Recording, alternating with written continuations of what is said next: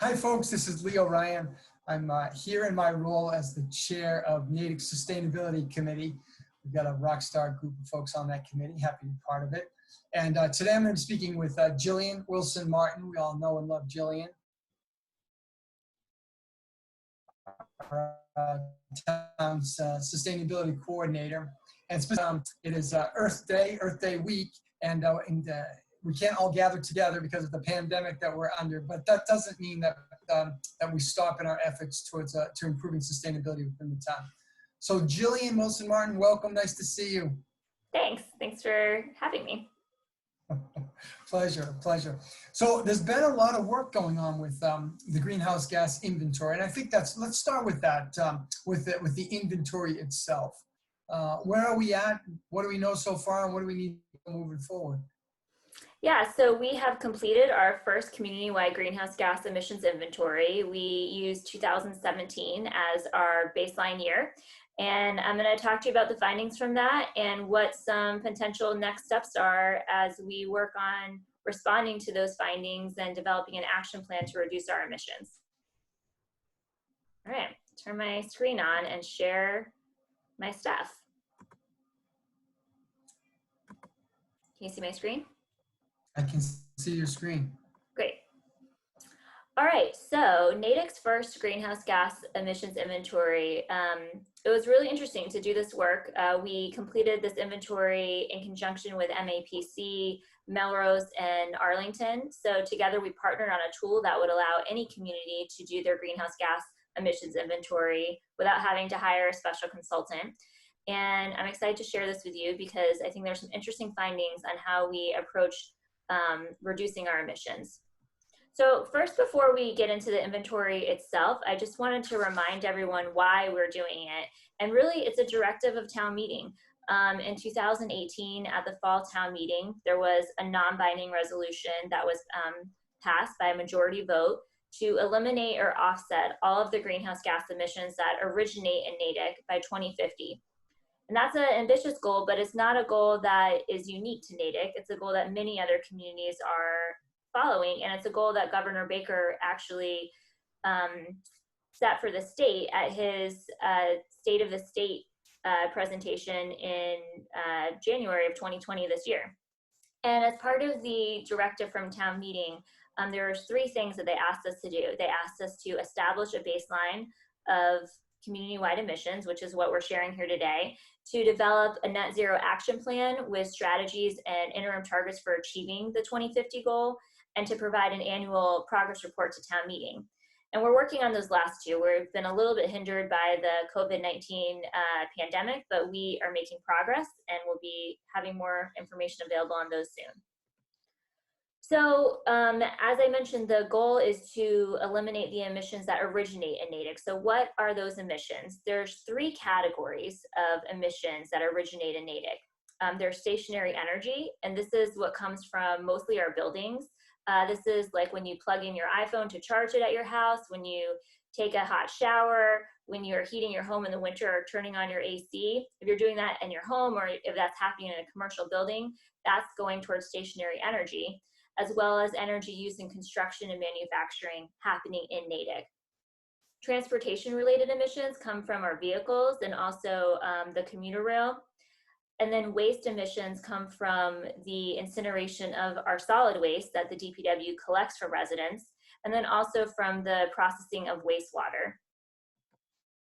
And the way that we calculate the emissions is we collect data from all of those different sectors. So we don't ask residents or businesses to tell us how much electricity they use. We're able to get that data through public data sources like Mass Save, which Eversource contributes to, and we are able to download that information and use some other tools like the census to estimate how many homes are using heating oil. We get passenger and commercial vehicle data from the Registry of Motor Vehicles. We get data on solid waste from our local DPW, and we crunch all those numbers through a process where we take the data, put it in a giant spreadsheet, multiply it by emission factors, and estimate the global warming potential based on international standards for methane, nitrous oxide, and carbon. And we come up with what the carbon equivalence carbon dioxide equivalents are that we're generating here in Natick. So in 2017, Natick's greenhouse gas emissions based on those three sectors was 328,088 metric tons of carbon dioxide equivalents. And most of those emissions were coming from stationary energy, about 65% from stationary energy, and then almost the rest were coming from transportation, with waste being a very small amount. If you think about the source of the emissions, like what energy source, gasoline is the largest of those in terms of the single largest source.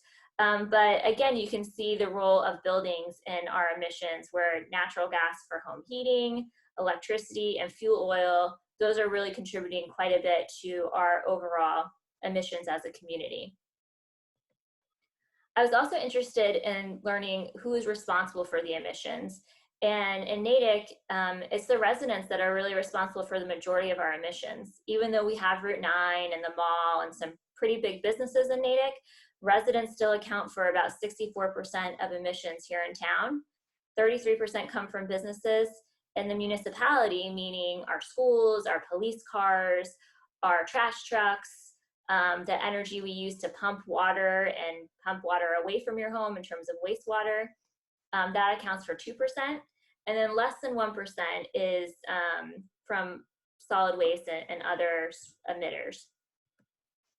So the next question is, how can Natick reduce its greenhouse gas emissions? And that's what Leo and the Sustainability Committee and myself are working on, and we're looking to residents and people who live and work in Natick to contribute towards strategies on this. But there's really two core strategies that any greenhouse gas reduction plan has. One is to use less. So you see that big circle getting smaller. We need to use less, be more efficient. And then the other is greening the rest. And that is really about finding sources of clean energy that we could use instead of those dirty fossil fuels that are contributing to emissions. So let's talk a little bit about these. The first idea about using less. We talked about how buildings play an important role in our emissions, and it turns out they account for about 62% of our emissions. And yet we know that the buildings that we have today are probably going to still be here in 2050. I personally live in a house that was built in 1900. I'm sure many people in Natick live in homes that are as old or older than mine.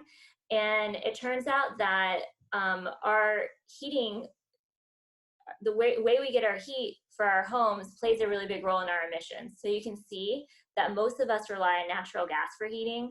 A lot of people still rely on oil. Some people are using electric heating.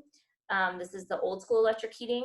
And we are going to actively look for opportunities to help people transition from these fuels when they need to get a new heater to sources that are clean, that do not release emissions.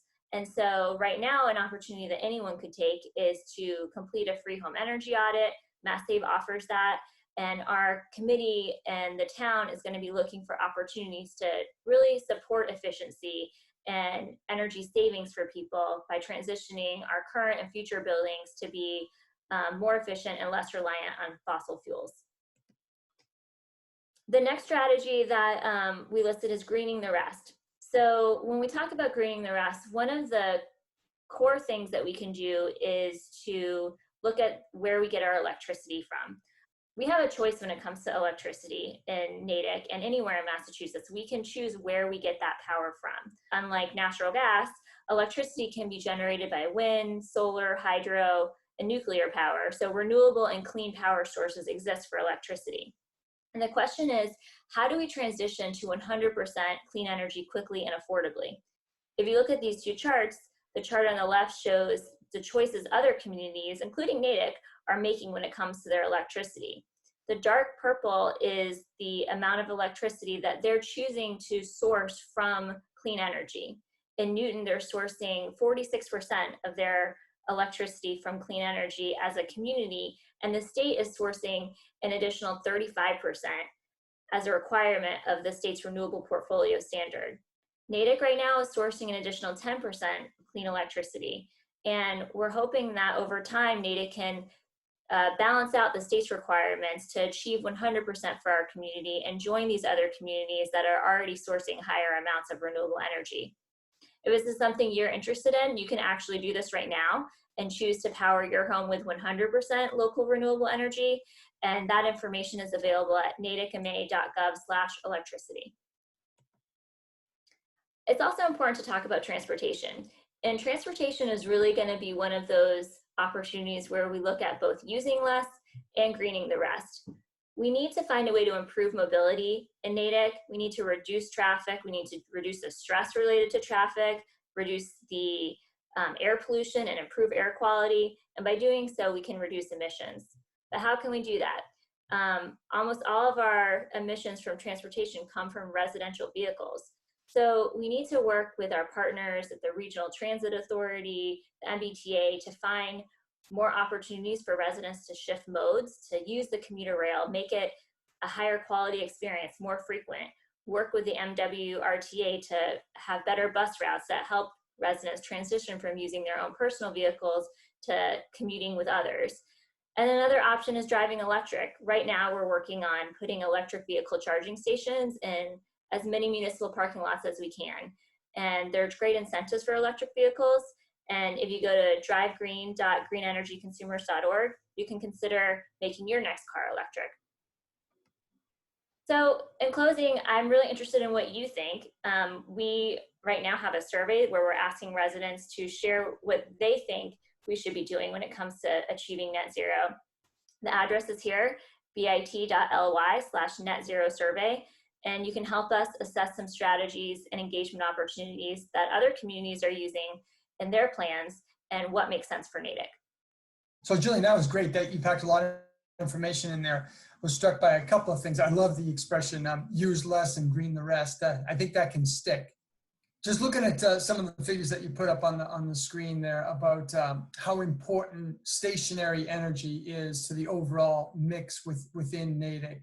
And clearly, when we make decisions about building new buildings or renovating buildings, this is a key part of how successful we'll be in terms of getting to net zero. So as someone who works for the municipality, can you tell me some of the strategies that the municipality, that Natick might adopt so that as we look at stationary energy in our municipal buildings, we're doing the things we need to ensure a net zero future?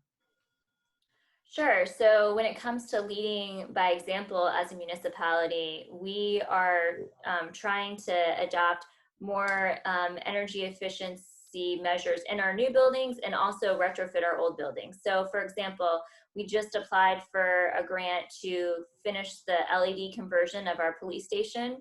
LED lighting is actually one of the fastest, biggest paybacks that residents and businesses can pursue to reduce emissions and save money.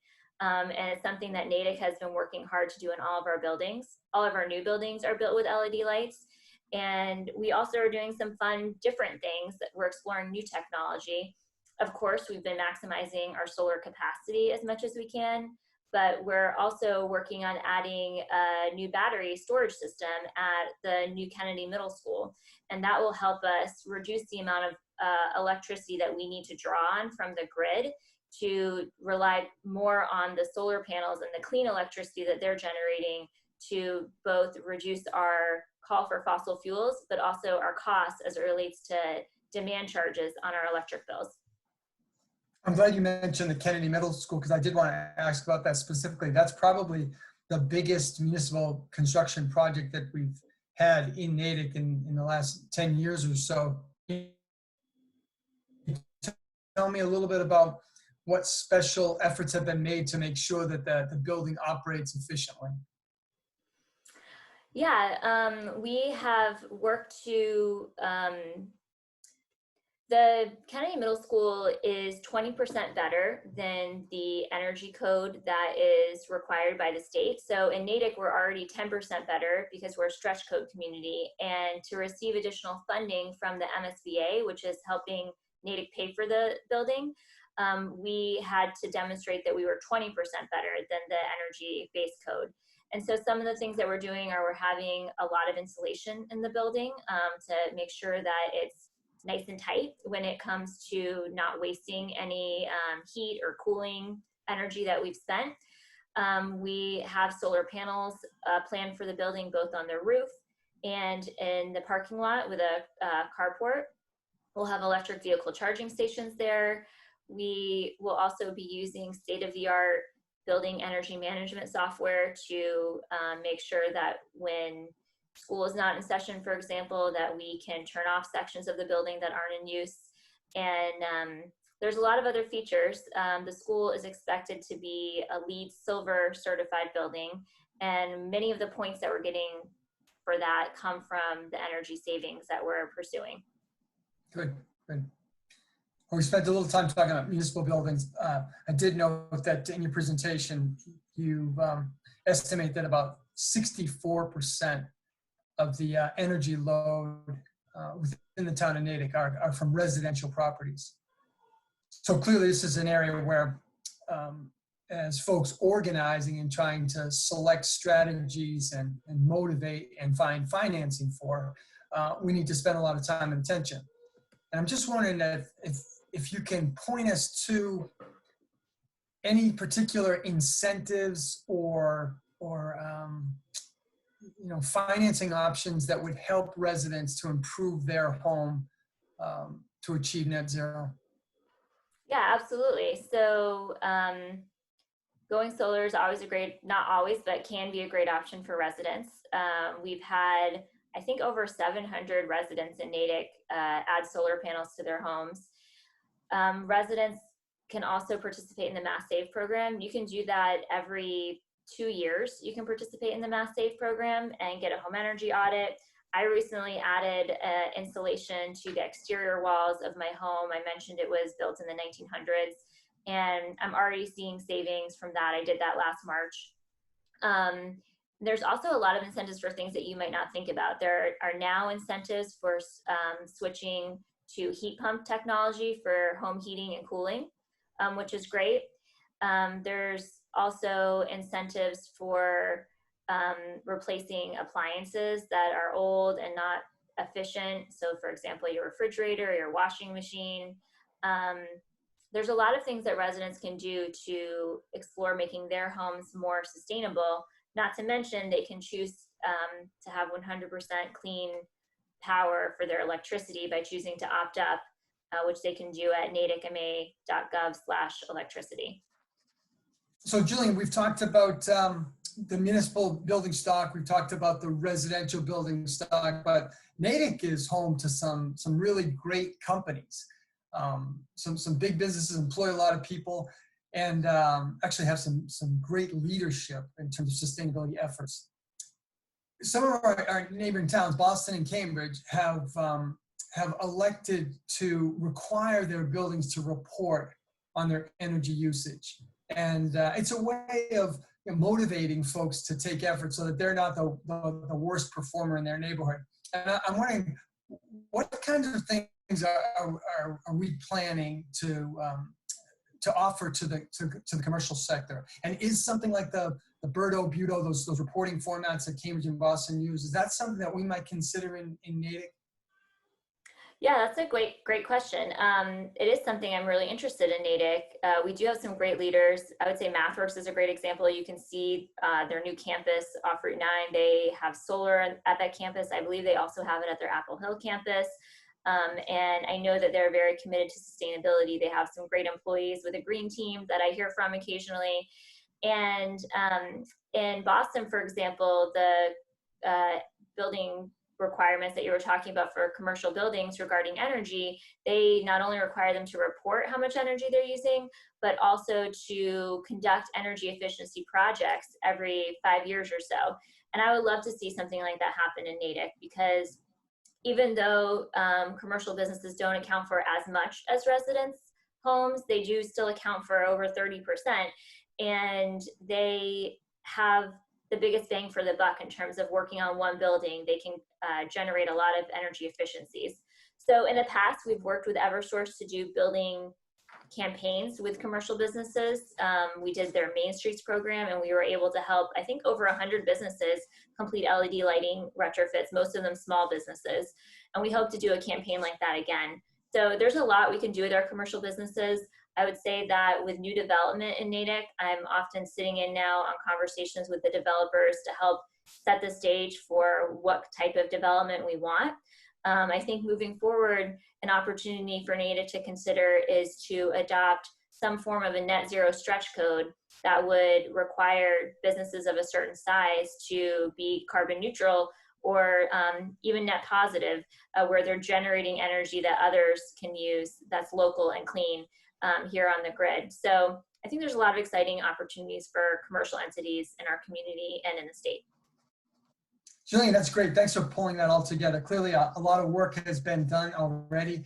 I think it's so important for us to have a baseline so we know which efforts are yielding real results. And what's great about being in Natick and for me to be part of the committee is that I'm always hearing from and seeing people that have some great ideas, whether we're at Earth Day or at Natick Days or Clean Your Attic Days. There's folks that are really leaders on a personal, individual basis. So it's great when those people come out and share their ideas. And the campaign that's structured here has a place for everybody. There's something that we can do at the municipal level, something we can do at the residential level. And so we need those people to step forward and serve as leaders and to help to drive this forward. The other thing is that we're surrounded by some really smart folks in neighboring towns. And the collaboration with MAPC and Arlington and Melrose and some of the work that we've done through the MAC program is a great way to make sure we're not reinventing the wheel, that we're relying on programs that have worked in the past.